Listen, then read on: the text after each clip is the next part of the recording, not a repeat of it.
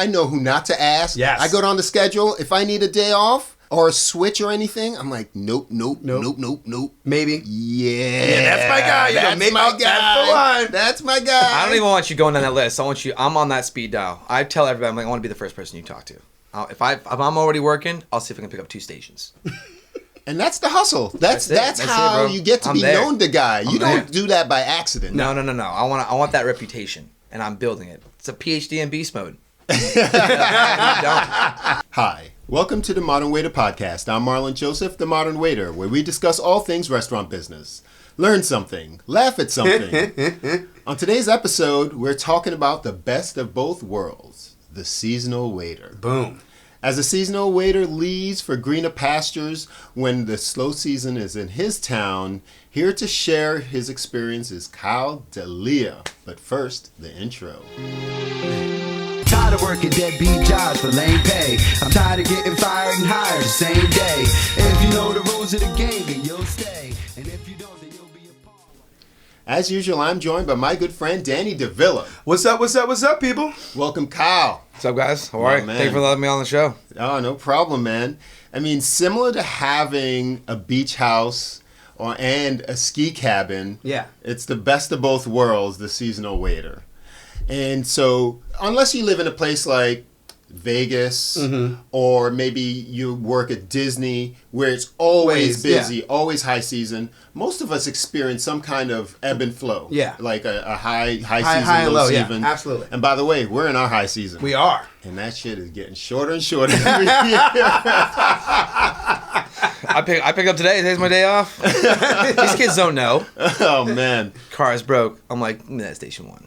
Yeah. I'll work it. Yeah. Getting it. So I love it.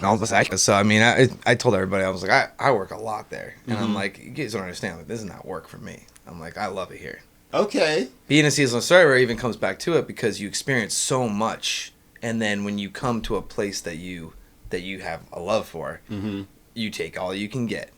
Yes, I'm selfish with it. All right. Let's unpack that for a minute, because you love where you work. And we don't have to say where you work, but you love where you work, and that makes a difference. So how does that work out, before we get into the seasonal thing, right? How does that, affect, Danny tells me you're picking up a lot of shifts, so... Well, actually, it does relate to the seasonal thing. Okay. So when you go away for that seasonal thing, you're kind of locked in. If you do your homework, which I think most people do, you're not really going to a place that's not in season. They go away, people has different seasons, summer to, our winter. But you get there and you're in a new place, you're in a new place you're living, and you're in a new place you're working. Okay. So when you check off those boxes, you're there. You can't just have a bad experience. You can't just not show up for a shift. You can't just, think, I don't want to be here. You have to be there. That's an interesting point, because it's not like you have your home base where you're like, I can chill out with mom and dad for a minute while I figure out what my next move is. Absolutely. Screw you guys, I'm going home. You're locked in. You got to pay that rent or at least your share and things like that, and we can... It gets worse. Sometimes the housing is set up with job. So you lose the job, you lose the housing. You're backing up the car that night. I've seen it happen. Very much. Oh, very much so. Because, you have these seasonal people that come out there, and they're not from there. They've never been there. They don't know where to look for housing there. And in some places, like the place I go to, it's extremely hard to get housing. So you have to try to get all the help you can get. So you liaison with the actual place and... Oh, yeah. A lot of times, I kind of don't because of that reason. I found that out the first year. But, yeah, I've... Even at the house... So if you have a great job, everything's going great at the job, you have a mishap at the house where you get kicked out, you lose your job too. It's a vice versa. It's the same thing. Really? You better be on your P's and Q's for those 3 months you're there. And that's all about seasonal work, you know what I mean? People are out there to work, I'm glad you're here, because I've always wondered about it. Yeah. And tell everyone what area is your second. So I never even knew about Martha's Vineyard. Okay. And Martha's Vineyard is one of the Twin Islands off the coast of the Cape, Massachusetts primarily. They're part of Massachusetts State. The Twin Island from Martha's Vineyard is Nantucket. We've all probably heard about Nantucket. Yeah. It is a little bougier, more cobblestone streets, more colonial pillars in front of houses, American flags, that kind of thing. And then there's Martha's Vineyard, where it's a little bit more chill and down to earth. And there's a saying between the two islands: the worst day on Martha's Vineyard is still better than the best day on Nantucket. Wow. And they say that a lot. And I was like, I don't really care either way. Like, I'm from South Florida, man. There's no competition here and there. You'll jump on a ferry, check out the other island or whatnot. But yeah, it's just what it goes on up there. Plus, it's a matter of perspective. Yes. A lot of times people complain about something. I was like, this ain't that bad. This ain't bad. Yeah, You know? No. I mean, I had no problem with either island. I just someone told me about Martha's Vineyard. I was at a time in my life where I was able to do this jump. And it was kind of a funny thing altogether because she was a seasonal surfer up there. She's from down here and born and raised and was served from down here. And she said, you should really try to go up there. You do a great job. And I was considering it, and then I decided, okay, I'll do it. Can you give me a job, give me a house? Oh, hell no. You're on your own. And I was kind of shocked. I was like, what did you just sell me? The dream? And then told me to go work for it? I'm like, what was that about? She's like, yeah, no one helped me. I was like, so what do I do? She's like, there's a handful of things I can give you advice for, but you were on your own. And it was actually a good thing she did that, too. I agree, because it's almost like when somebody asks me about, is your place hiring or whatever, it's better for them to make their own bones. Yes. And then if I have to maybe put in a kicker, I didn't sell the dream. Yeah. You know? Yeah. They bought what you were selling, and I just kind of put a little stamp on it. I've also been a believer of that. Like, if you can't get this job on your own, and I have to help you, that help's probably going to continue while you're here, isn't it? Yes. And then when something goes wrong, and then this and that, and like, we've learned that, get friends a job. Most of our friends we want to hire will get hired on their own. And if when they get that, we're proud of them, and then they reflect better on us, That is a great point. And so we're in South Florida, and our season is generally, what used to be, it'll be busy, not busy from November, but it ebbs and flows November, December. It's slow summertime until winter. Until the holidays. Yeah, until the holidays. And then it dips again in January. For a little bit, but then it's full on. Full on till Mother's Day. Yes, exactly. Yeah. Wild ride. Wild ride.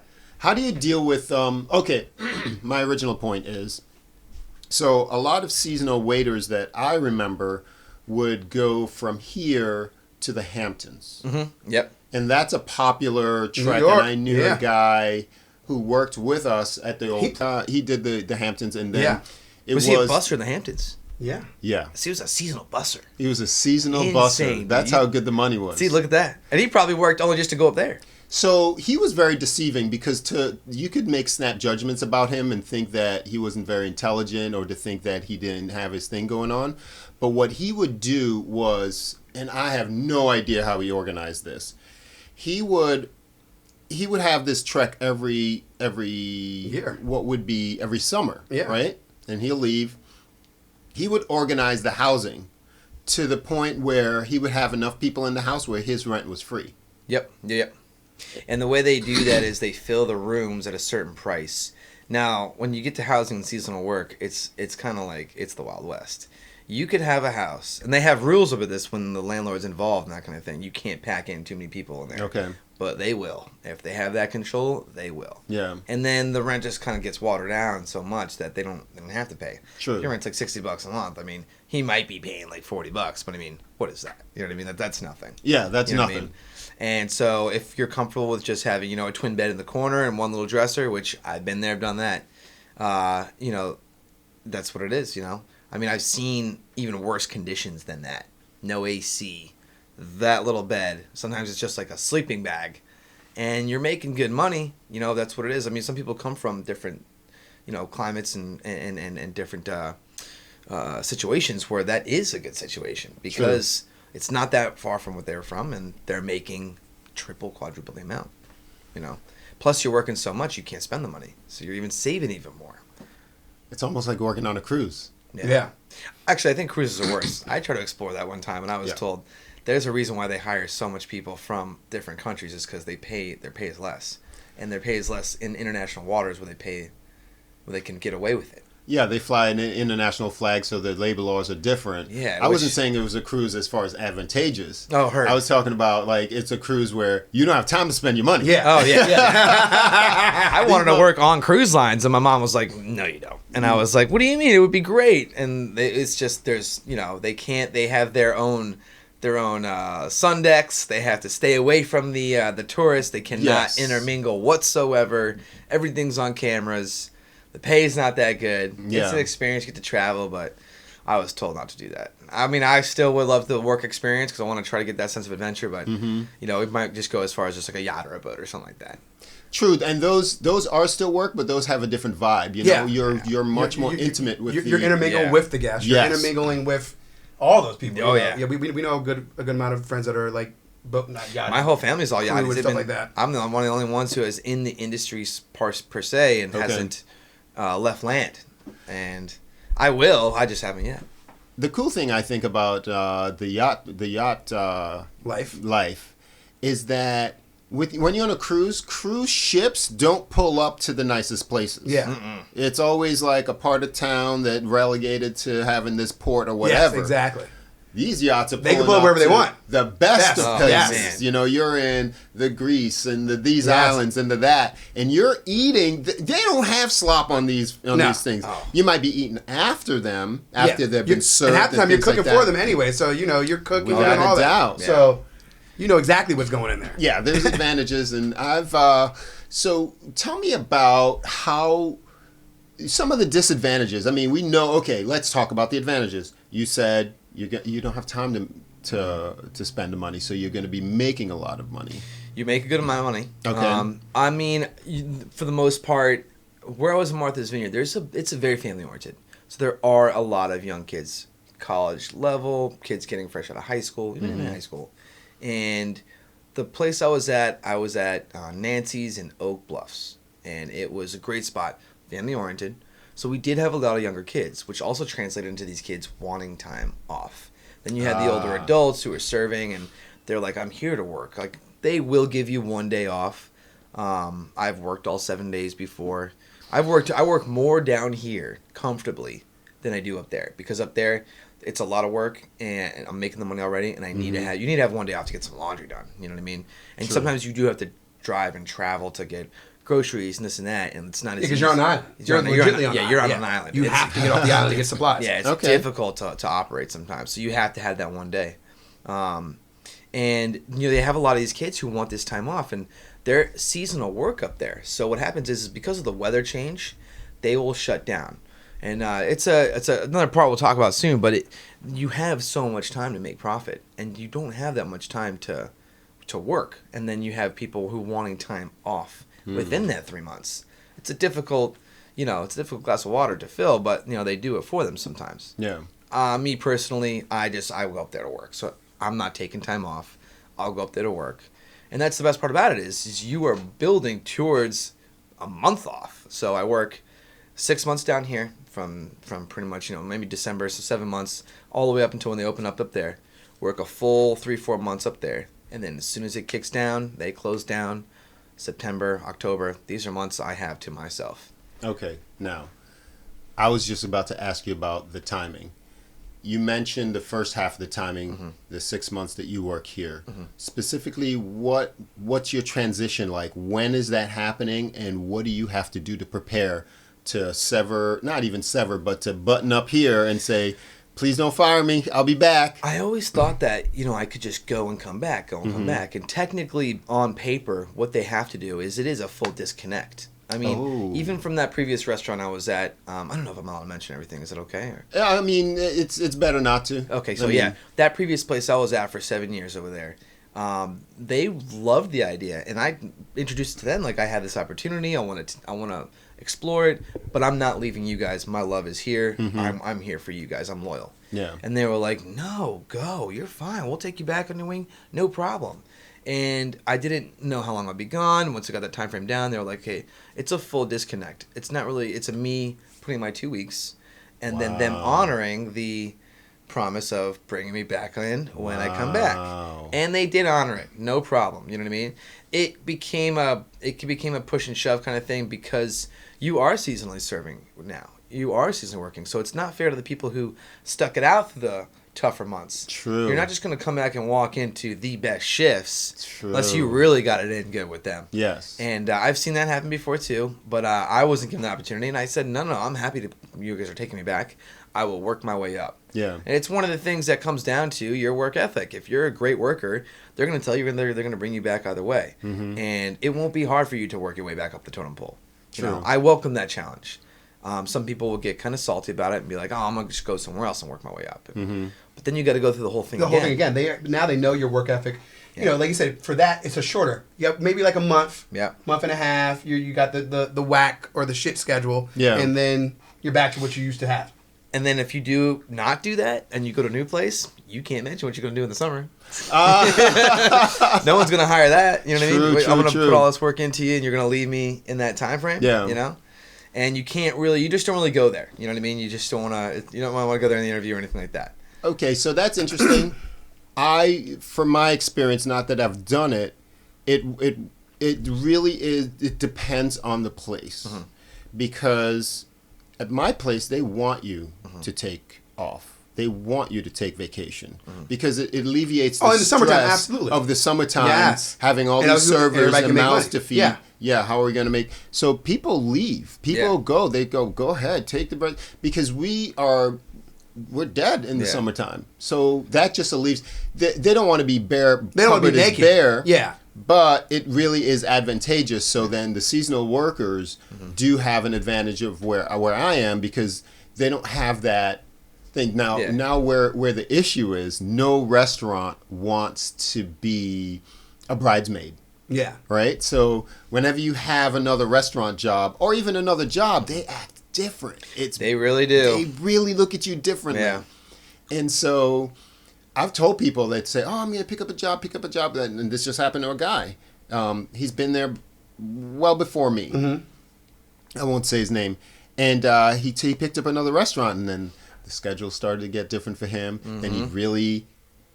in effect, you just fired yourself because once your schedule starts to change, the milk starts to sour. Yep. So you start to pick up more over there where you know you can, and you're less available when they feel like getting you, and then it's just like... And that's down here when you have two competing restaurants where they're right next to each other. I would say, it's different. I can't really go up north real quick if I'm not working this week down here, blah, blah, blah. You know what I mean? True. But yeah, I've definitely seen some change in attitude, Yeah. And if you're a hard worker... they're not going to want to lose you, but you might still see some change. There's nothing you can do about it. You learn and you live and you keep on going. How do you handle management? Because I think that I can only imagine one singular manager could be cool with it, and in his mind it makes sense. It makes perfect sense, yeah. And then while you're gone, other dude... And what you're hoping is that's your guy who makes your schedule. Or that continues to be your guy when he moves on or something like that. Yeah. You got to massage a whole other thing. A whole new plot. Yeah. You'll be scheming before you even know you're scheming. Yeah. It's for me personally, it's a loyalty thing. So if I notice that they're loyal to me, I'm going to be loyal back. Mm-hmm. But I also don't just walk into any old restaurant and start applying and working. I don't do the whole put out 10 and see what you get kind of thing. Yeah. I make a target. I go in there, I eat there, and it's reconnaissance. I want to see if there's a manager who's drinking on the job. I want to see if he's going to slip up and be rude to his staff or anything like that. Because that'll trickle down right to you. You know what I mean? I'll go in there maybe 2 or 3 times to make sure this is where I want to go. Measuring volume, checking the staff. If the same staff are in the same stations for 3 nights in a row, you know that there's a lot of seniority there that you're not going to be able to break up. We are going to do a show on how to get a waiter job, right? You touched on some notes that I've built on that. Do you mind I'd love to. Joining us for that? All right, cool. Yeah, stay tuned for that. I mean, that's really, really important because one of the key points of getting a job is doing that work and not just relying on, do you make money or things like that? Because you can make money almost anywhere. True. It's how you make the money that matters, how they treat you, how you're, what kind of situation, what kind of shit show you may or may not have to deal with. And everybody's shit show's not for them. Thank you. Because it's going to be a shit show. Oh, yeah. It's a shit show everywhere you go. Yeah. It's just a matter of which show you're willing to watch. Yeah. I would go more to what you're willing to shovel. Yeah. Let me tell you something. If the place that you work at is not a shit show, A, you're not going to be making money. Exactly. And B, you're not going to be there for very long because it's going to be so stiflingly odd to button down things that way. You need to be on that edge of chaos to make money. Yes. You need to be on the edge of like, I don't know if I can handle this. Otherwise, if you can handle it, it's just going to be like, anybody can do this. Yeah, I better hope I'm not working next year. I'll handle it. Give me that. I'm good. But I kind of laugh now because you get new hires and they're like, oh, you'll be able to pick up shifts. And I'm like, right down, ha. I'm like, not if I'm over here. I'm the shift ninja. I'm like, every employee here knows who they can call in an emergency, in a bond. 5 minutes after if they're late, call Kyle. He'll pick up the shift.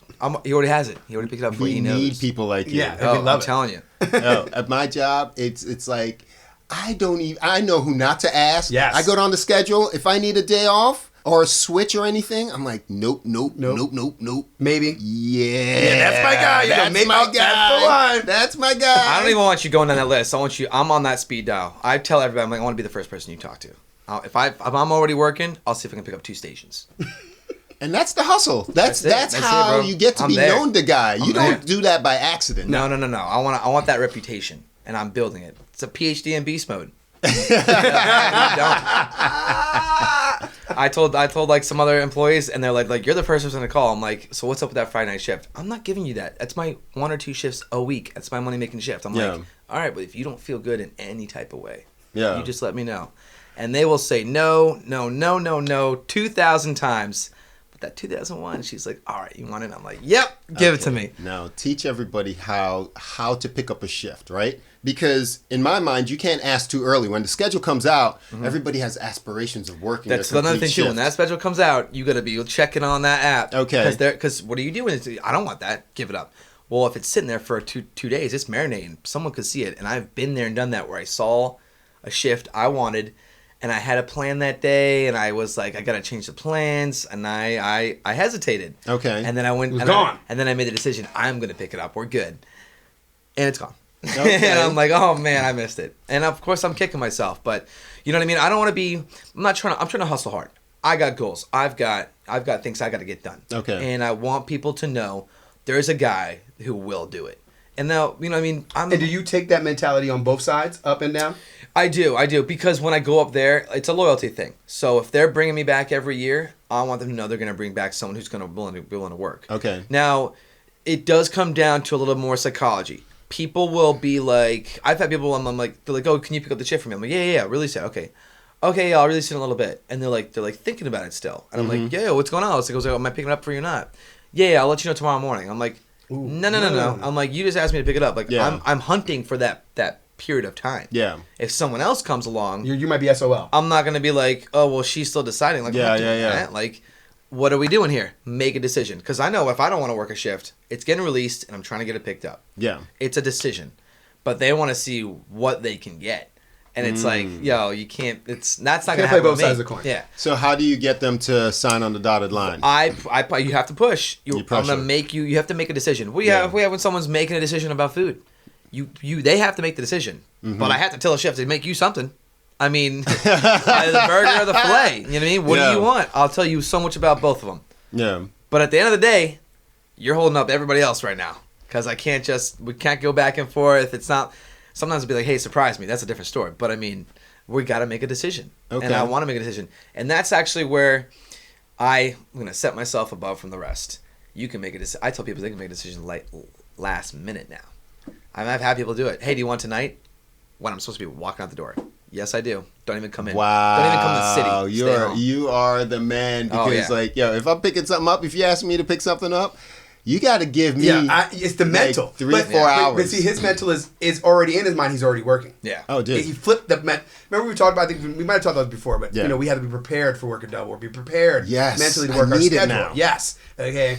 Kyle's in beast, and like he said, beast mode. So he's already prepared in his mind that he's working this whole week. The only day he wants off is the day he's gonna go play golf, and that's it. Yeah. Everything else, I'll pick it up. Sometimes even that day, I'll schedule for a night.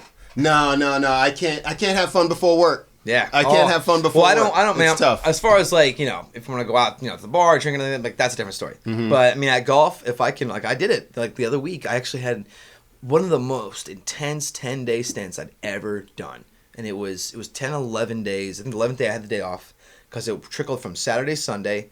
Then we started the new week. The new schedule. That whole 7 days, I was working every single night, so it was 9 shifts in 7 days. Then the new schedule came out, and I was still working the following Monday. I didn't get off until the following Tuesday. That's a lot. Oh, it's a lot. It was catching up to me a little bit. That's why I'm kind of taking it easy now. And I don't want to, like, sleep through an alarm and be late for a shift or anything like that. I don't want to do that. But, I mean, going above and beyond. And, like, I did that. And they were all great shifts. And it was so funny because the Saturday night double, I was with Danny right next to him. And that was what I was working up towards. Every night was good until that double. I was ear to ear smiling. I was like, I can't wait. We're going to grand slam this. And it died at 8 o'clock. It was steady. I couldn't believe it. I even told the guy I picked the shift up from. I was like, because I picked up another shift from him. I was like, you're 2 for 2 now. I got both your shifts. They were great shifts. And you missed nothing.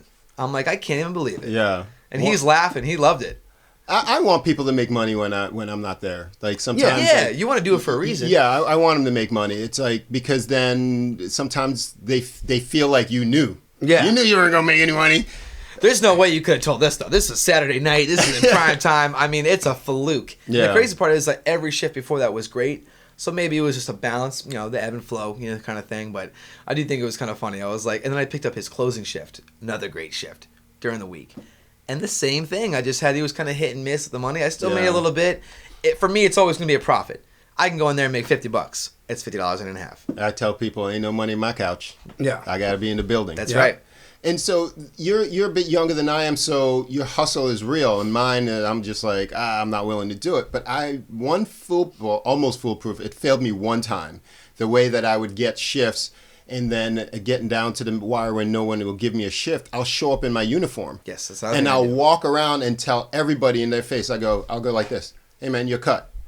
And then they're like, what? You serious? They say, yeah, you can go home. And just having them hear those words, because your cut is like whispering dirty nothings into somebody's server's ear. And so I go like, hey man, you're cut. And they're like, oh man. It's like, yeah, I got you. And then they've lit. It failed me one time. I felt like a failure. I'm like, how did it not work? Rejected. How did it not How did I work? Walking around out in my uniform. I was ready to go. And I got 2 things for that because it goes both ways. That's a great technique, by the way. Mm-hmm. I probably won't go that far, but I have gone as far as making sure that you have to be there's a lot of cards in the deck. Be an ace.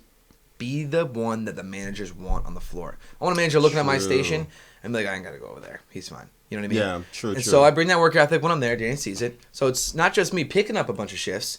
You got to make sure you're a good, great worker. Yes, and that's like Kyle's the kind of guy like, if I don't give up shifts, okay, we know, everybody knows that's one of my things.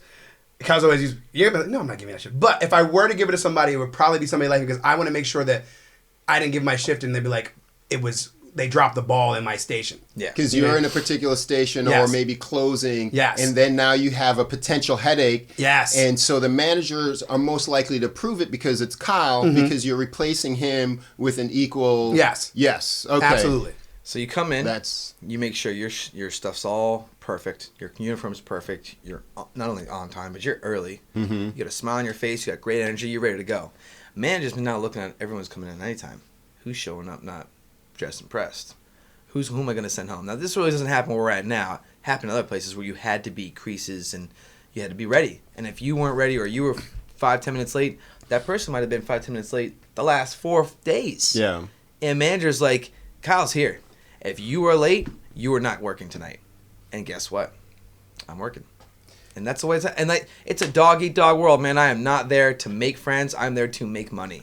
If I make friends, it's great. But at the same time, like, I want to work, and you're making it easier and easier for me. You know what I mean? It's just the mentality I have right now. It hasn't happened at this place in the last, 5-6 months. But I have had managers where I had to work, and they say, okay, if you show up ready and dressed and pressed, and someone's running 30 minutes late, and they've been doing this consistently, I'm not letting them work that night. You're here ready. Boom. You're in. I remember now, I almost forgot that I worked with you. And one of the things that struck me when you said, dressed and pressed and all that stuff, not only is he put together, he rolls the tightest roll-up I've ever seen in my life. I found the picture. Remember the tower to the roof? I found that thing. It was 2015. Send it to me. And so that's another thing, too, is like I learned that lesson at my very first serving job when I was 18 years old. I worked a double on Sunday, and I ended up closing that night. Mm-hmm. And my manager was sitting at the bar, and he was just like in some type of mood. And we're cool. We're boys. But he looked at one roll up, he pulled it out. He's like, what is this? Go roll the rest of them. And it was only like 50. It wasn't even a lot. But I was so mad. I was so tired. I just thought to myself, this is on me. I was like, it was imperfect. And I knew it. And I tried to pass it. Okay. And I was like, now every single one I roll will be the most perfect thing you've ever seen. And it's kicked me in the behind before because people are like, yo, we're doing a commercial. We want you to roll all the silver. I'm like, oh, man. I'm like, come on, bro. I was like, you got to pay for that.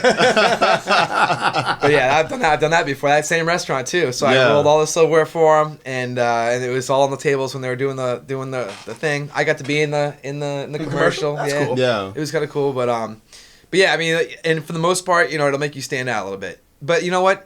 I learned that way, and then there was another restaurant I was at was very team oriented, and they taught me how to 3-cup carry. Now I can 5-cup carry. Okay. And I took these skills with me, and I went to other places, and you start seeing people looking at you cockeyed. Who is this guy? You know what I mean? You're gonna know who I am. But all right. Well, so my mentality is like I don't want to be like get people turning heads because I'm not trying to make too many enemies where I don't know who these people are, but I want to work hard. So then I thought about it. I'm like, so you're going to untrain yourself just to fit in with the rest? Nah. I'm like, I'm not downshifting down to second gear because you guys can't get up to sixth. You can never do that. And that's what I kind of battled with. And I was like, I'm not trying to walk around cocky, and I'm definitely not trying to walk around like my stuff don't stink. My stuff does stink. But I've learned the lesson, and I've learned the process of making sure I do better. And I've gotten to where I've gotten. And I'm getting jobs, and I'm getting shifts. And I don't want to... And I don't want to, make people look bad, but people are going to make themselves look bad.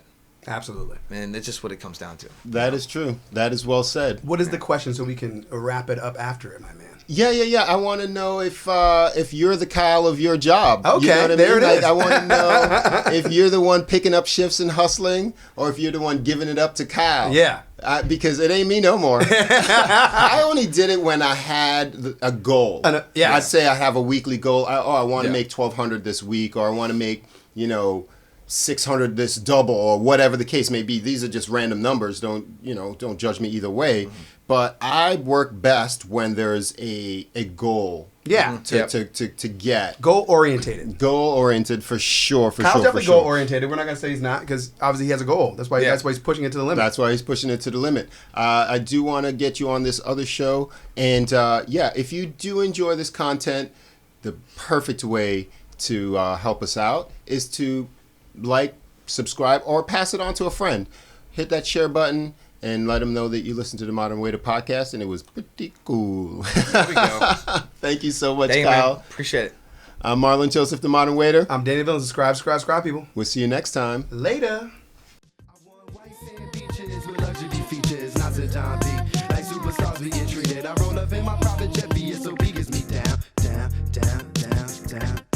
I want white sand beaches with luxury features, not to John B.